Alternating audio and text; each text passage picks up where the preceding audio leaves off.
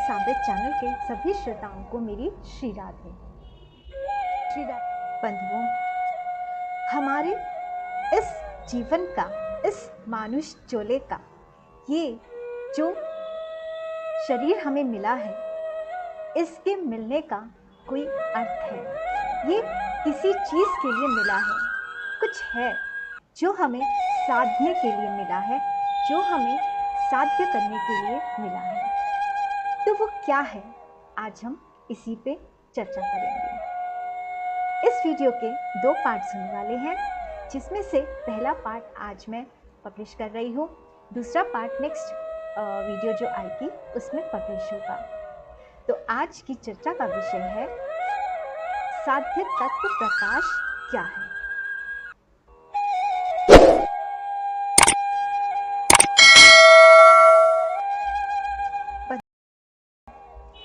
साध्य तत्व को समझने के लिए हमें कुछ चीज़ें और भी समझनी पड़ेंगी।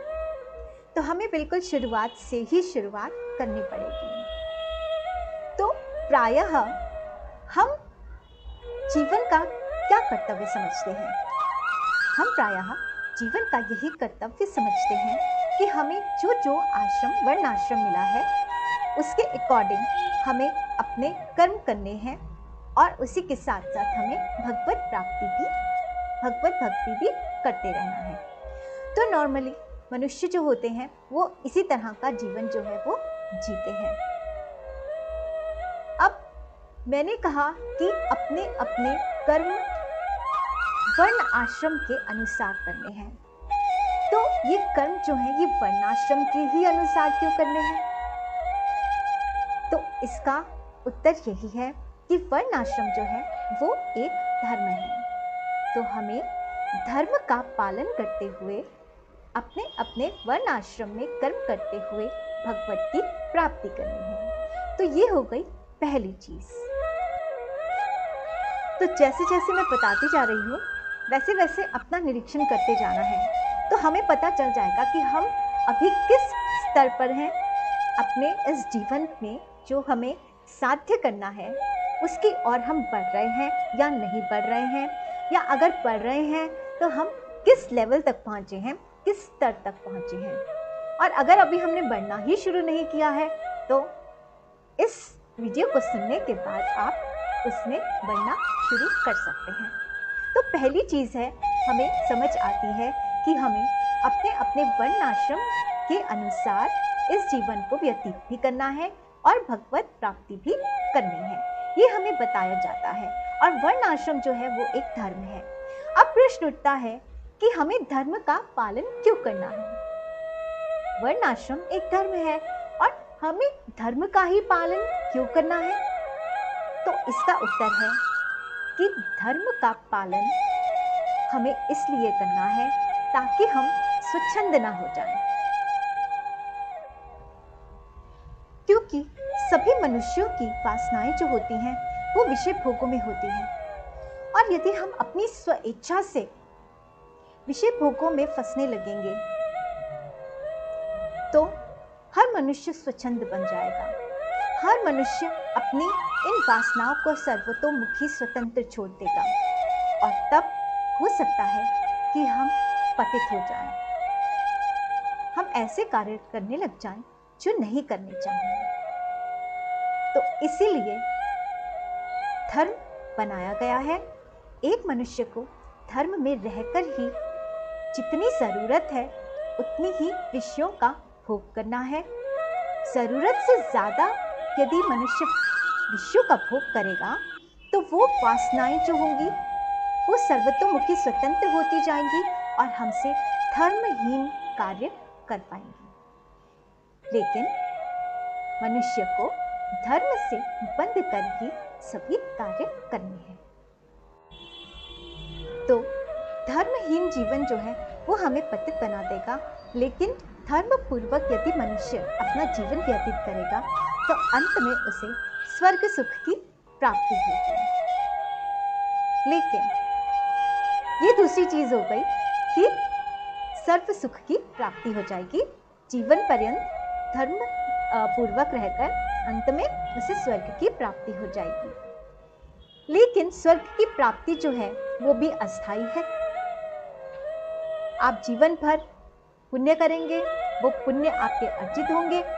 जब तक वो पुण्य आपके रहेंगे आप स्वर्ग में रहेंगे, लेकिन फिर गिरा दिए जाएंगे।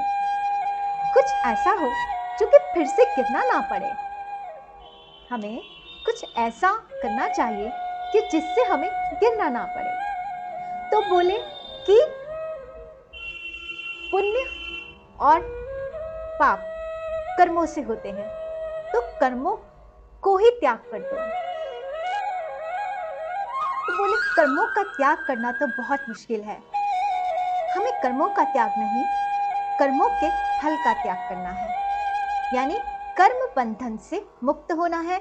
और वो कैसे होंगे कि हम अपने जीवन में जो भी कर्म करें वो भगवान को समर्पित करते जाएं। इससे क्या होगा कि हम निष्कामी हो जाएंगे। निष्काम होकर जब हम कर्म करेंगे, कर्म बंधन से मुक्त हो जाएंगे, पाप और पुण्य से मुक्त हो जाएंगे, दुख, तो हमारी आत्मा शुद्ध हो जाएगी।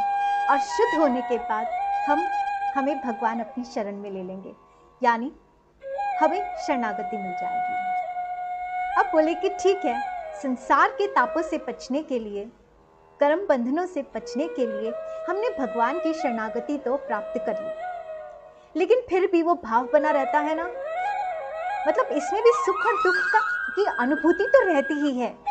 भले ही हमने शरणागति ग्रहण कर ली कि भगवान आप दुख दोगे तो भी हम सह लेंगे, आप सुख दोगे तो भी हम सह लेंगे, हम आपके शरणागत होकर रहेंगे, जैसा आप हमारे लिए सोचोगे हम वो कर लेंगे। तो एक तरह से इसमें दुख और सुख की अनुभूति अभी भी बनी हुई है।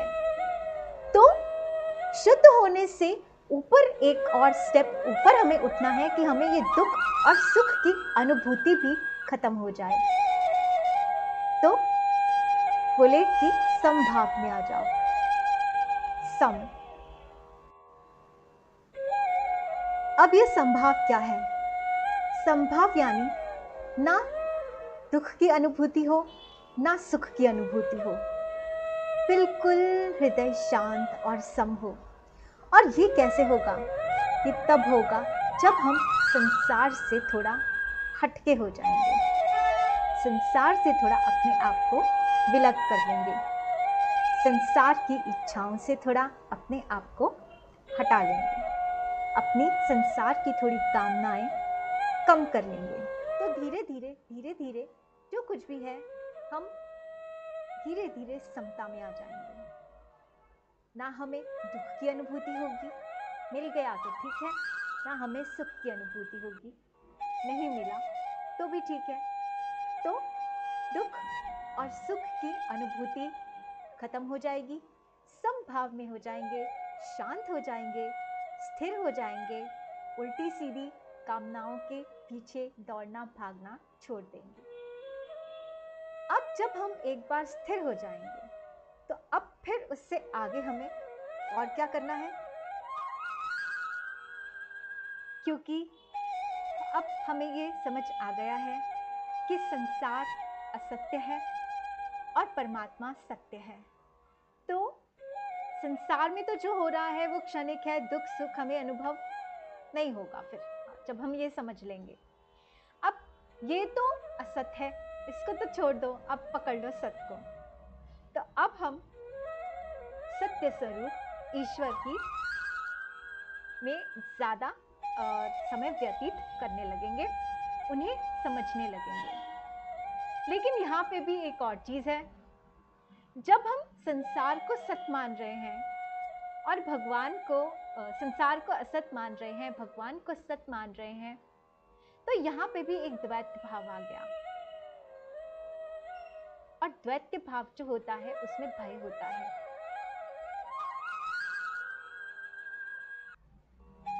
भय, जैसे कि भगवान से भक्त को भय होता है, पिता से पुत्र को भय होता है, गुरु से शिष्य को भय होता है। तो ये क्यों है? क्योंकि ये अभी द्वैत भाव है।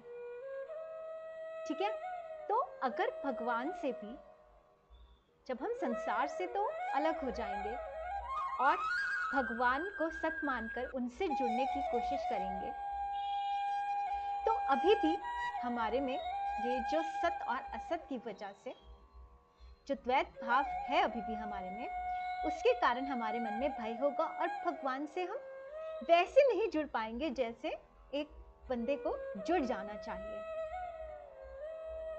यानी एक श्रेष्ठ हो गया और एक गौण हो गया, एक निम्न हो गया, एक श्रेष्ठ हो गया। भगवान श्रेष्ठ हैं, भक्त श्रेष्ठ नहीं है। भक्त छोटे हैं, गुरु श्रेष्ठ है, लेकिन शिष्य जो है वो गुरु से छोटे हैं। पिता श्रेष्ठ है, लेकिन पुत्र जो है वो छोटा है। तो क्या हो गया, इसमें भी ऊंच नीच है अभी। तो वो ऊंच नीच में भी सम होना है। वो कैसे होगा? बोले सिर्फ भक्ति नहीं करो, प्रेम भक्ति करो। क्योंकि प्रेम एक ऐसी चीज है जिसमें कोई भेदभाव ही नहीं है, ना अमीर का, ना गरीब का, ना बड़े का, ना छोटे का, ना पतले का, ना मोटे का, ना सुंदर का, ना असुंदर का। जहां प्रेम है वहां ऐसे कोई भेद नहीं होते हैं। और हमारे भगवान, हमारे सांवरे, हमारे बिहारी जी तो खुद ही प्रेम स्वरूप हैं, खुद ही प्रेम स्वरूप है। रसो वैसा, प्रेम के एक रस सागर हैं। तो हमें भगवान से प्रेमा भक्ति करनी चाहिए।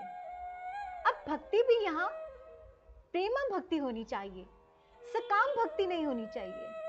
क्योंकि जो बंदा सकाम भक्ति करता है वो भगवान से कुछ पा लेता है, जो भी उसकी कामना होती है वो उससे वो पा लेता है। लेकिन जो प्रेमा भक्ति करता है वो भगवान से भगवान को ही प्राप्त कर लेता है।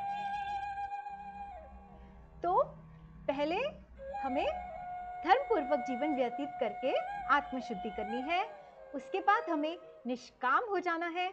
उसके बाद हमें सम हो जाना है।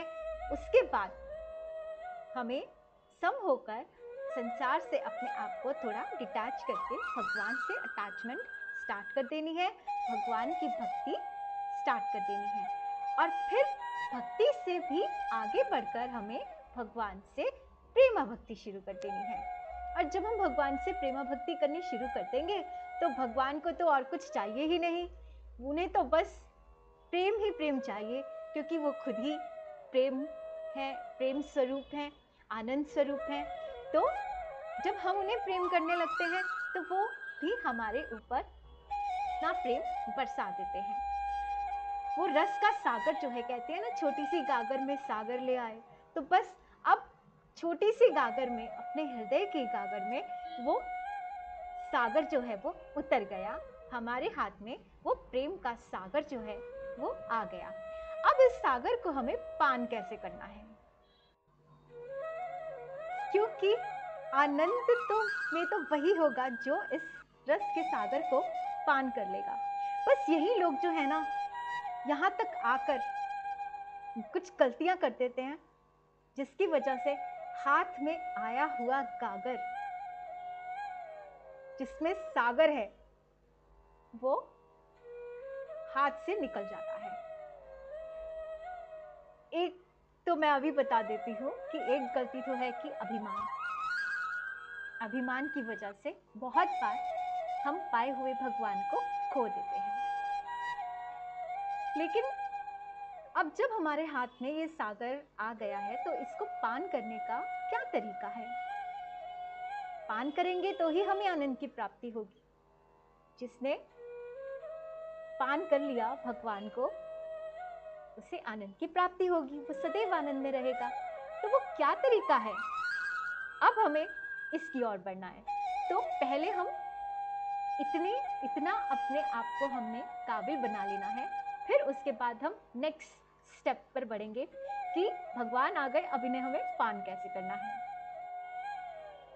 तो देखो, इस संसार में चिंतन करने लायक, समझने लायक, खोज करने लायक जो कितने प्यारे प्यारे ये विषय हैं जो हमें हमारे शास्त्रों से मिलते हैं। लेकिन हम कहाँ बैठे हुए हैं? क्योंकि सास भी कभी बहू थी, हम क्या कहते तो हैं कि हम बहुत कथाएं सुनते हैं, हम बहुत भगवान की शास्त्र पढ़ते हैं और दूसरों को सुनाते हैं और हमारी बहुत ज़्यादा प्रसिद्धि है, लेकिन क्या उन शास्त्रों का असर आपकी ज़िंदगी में है? लेकिन नहीं है। असर किसका है? आजकल छोटे-छोटे बच्चों से पूछो ना तुम बड़े होके क्या बनोगे? तो बच्चे कहते हैं डायन, नागिन, ब्रह्म राक्षस। तो ये क्या हो रहा है संसार में? किससे जोड़ रहे हैं हम?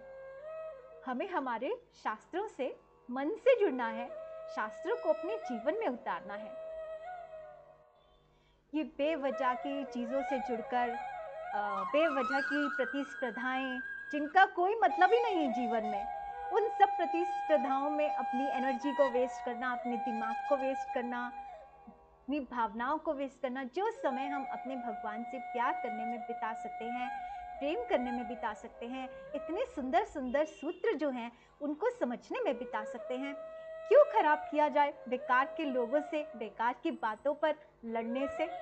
क्यों ना इन्हीं बातों पे हम चिंतन करें और आगे बढ़ें, अपनी साध्य तक पहुंचने की कोशिश करें।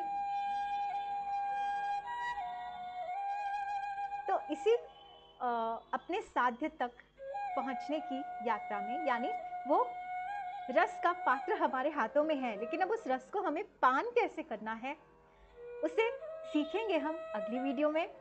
तो अगली वीडियो आपको मिल जाए इसलिए मेरे चैनल को सब्सक्राइब कर लीजिए, बेल आइकन को प्रेस कर लीजिए, इसे औरों से भी शेयर कीजिए ताकि और लोग भी अच्छी अच्छी बातों से जुड़ें, और कमेंट करके बताइए कि आपका इस वीडियो के बारे में क्या ख्याल है। मनन कीजिए और मैं आपसे मिलूंगी फिर अगली वीडियो में।